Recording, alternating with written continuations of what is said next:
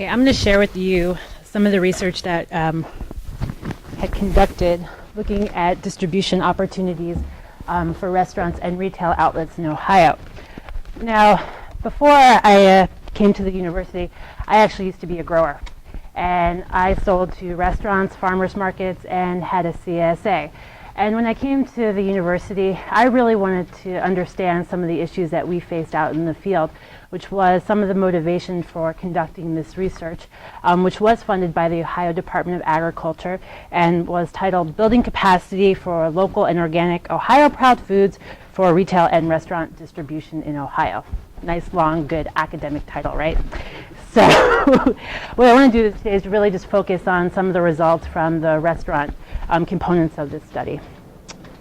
So what I did was I ran around the state of Ohio to all 5 of the major metropolitan cities of Cleveland, Columbus, Akron, Cincinnati, and Toledo, and interviewed restaurants and retailers. I did a total of 100 interviews, 71 were with restaurants. And really what I was trying to do was understand what was their current interest and potential in buying local and organic foods that are grown in Ohio. So what did we find? While focusing on the restaurants, we see that there's tremendous trust in farmers to produce quality products. There was a lot of interest in creating relationships with farmers, but when it came to the actual purchasing, there was a clear preference for purchasing from a distributor rather than direct from the farmer. And very simply, that's because small businesses would rather deal with one receipt rather than 15. And I think I heard Tim talking about that when I came in, this whole issue of aggregation and distribution. And that's really a key theme that keeps emerging within all of this research. Now, what we did was also divide up these restaurants by how much local food they were actually purchasing. So some were only purchasing a little bit, some were purchasing a moderate amount of local foods, and some were, their local foods purchases were actually quite high.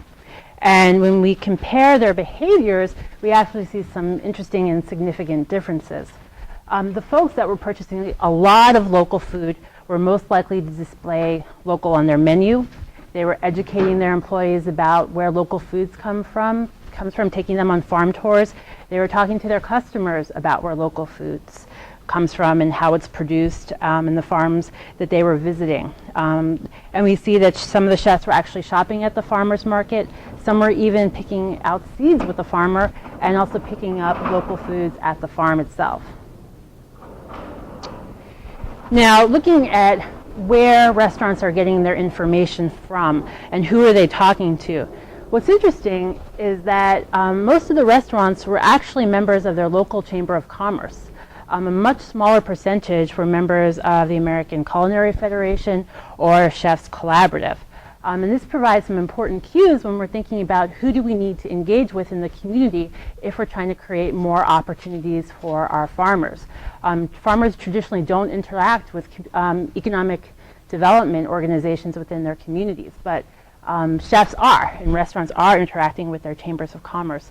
So this may be an important linkage that we need to pay a little bit more attention to.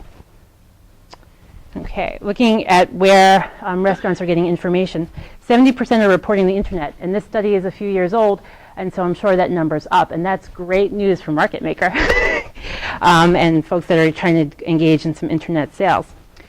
When we look at where restaurants are actually getting their information, over 50% reported using trade and food magazines like Gourmet, Bon Appetit. The Packer Gourmet is actually just recently folded.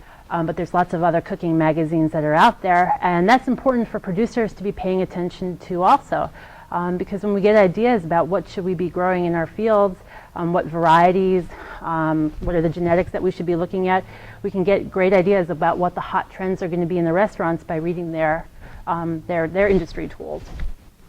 And also, since we are in the Midwest, we can take advantage of that old adage that, well, the trends develop on the east and west coast and they slowly diffuse inward. Well, that gives us a lot of time to experiment in our fields and become really essentially market ready. Okay.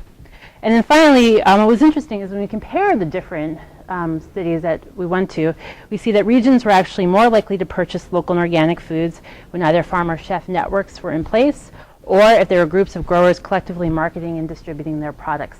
So again, getting back at that issue of distribution. So just some of the key take-home points for strategies for increasing sales to restaurants is really this idea about how do we build bridges between the production, culinary, and economic development agencies.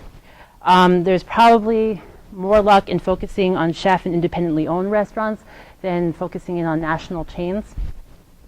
And then really concentrating on developing these distribution networks that emphasize quality, quantity, and also convenience.